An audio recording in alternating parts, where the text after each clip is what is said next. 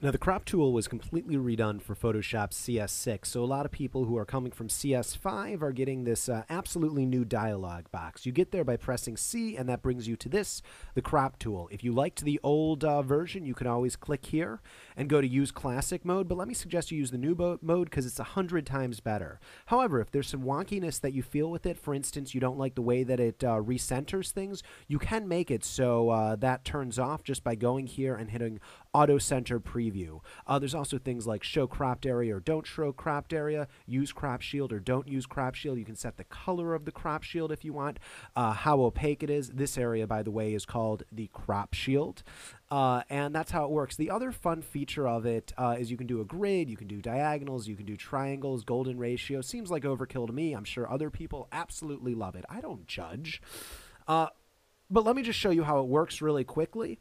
You click and drag, and you press enter, and that crops your image down to that size. And you have the option of either deleting the cropped pixels. So I'm going to leave that off and use the move tool just by pressing V. And you can notice that those pixels outside of the canvas border aren't deleted.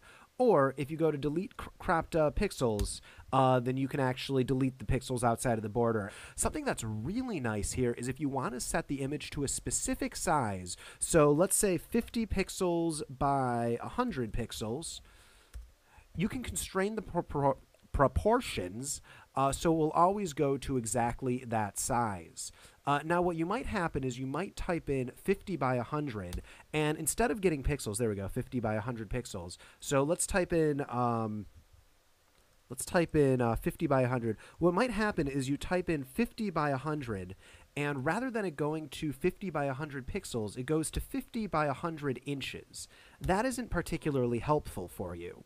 In order to solve that, all you need to do is hit in 50 px by 100 px, and px stands for pixels. You could type out the entire word pixels, but why waste your time with that? And you can also constrain it to things like 5 by 7, 4 by 3, 8.5 by 11.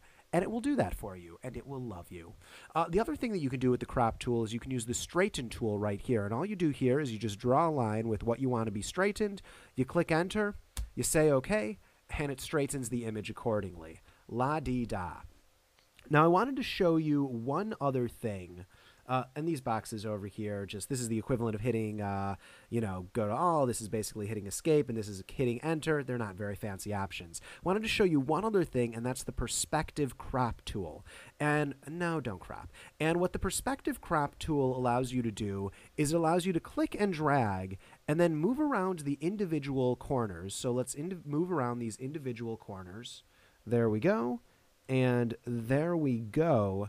And then when we hit enter, it will make it so it works like that. So it basically gets rid of all of that perspective. It looks like I did it a little bit wrong, so I'm just going to bring this out somewhat and move this corner here.